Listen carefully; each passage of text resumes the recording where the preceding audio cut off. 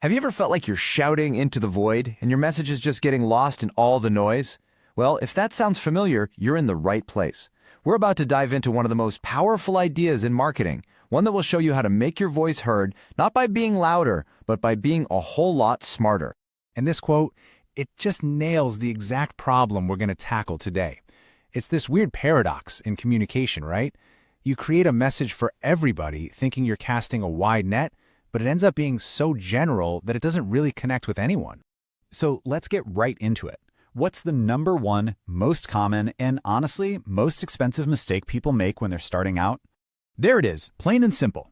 The impulse is to get your product, your idea, in front of every single person possible. I mean, it makes sense on the surface, doesn't it? More eyeballs means more customers. But, as you're about to see, that logic is actually a trap. Yeah, this leads us straight into what I like to call the everyone trap.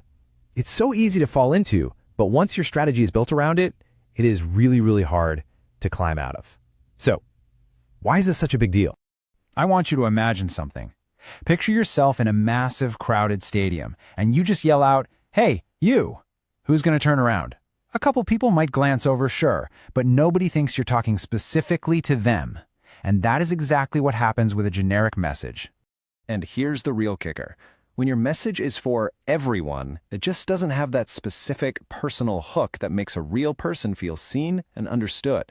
It just becomes part of the background noise, super easy to ignore because it's not solving anyone's specific problem. Okay, so we've laid out the problem pretty clearly. Now let's completely pivot and talk about the solution. The antidote to the everyone trap is actually pretty simple in concept, but it is incredibly powerful when you put it into practice. It is all about finding your focus. This is it. This is the core idea that changes the entire game. Real success isn't about how wide you can spread your message, it's about how deep you can connect.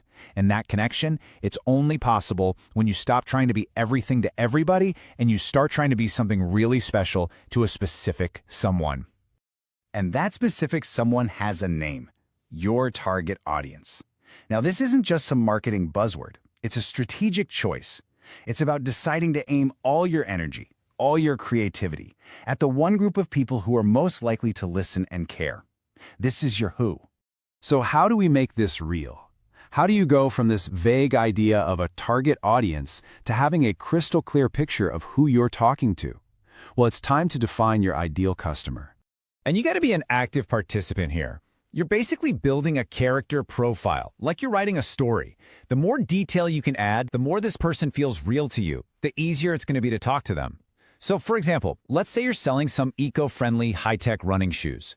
Who are you actually selling them to? Let's start with the basics, right?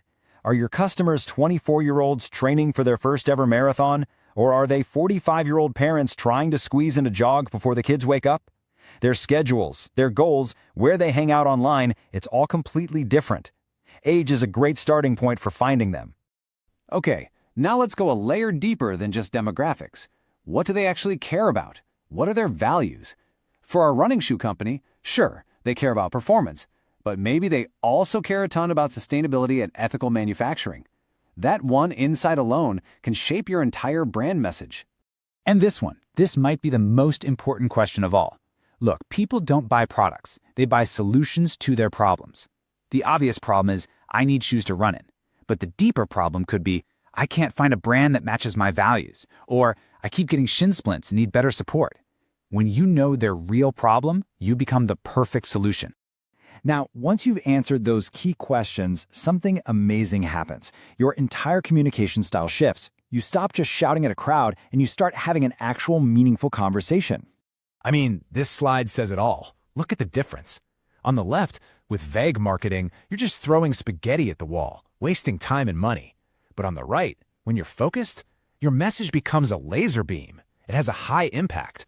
You're not shouting anymore, you're having a direct conversation. You're building a real connection. So if you take one thing away from this, let it be this: clarity is power. It's that simple. The more specific and clear you are about who your audience is, the more powerful and effective every single thing you do becomes. It's a direct link. And that brings us to the end. I just want to leave you with this one question to really think about. As you go about your day, thinking about your business, your project, whatever it is you're working on, just ask yourself this: who are you really talking to? Because answering that question, that's the real first step to finally being heard.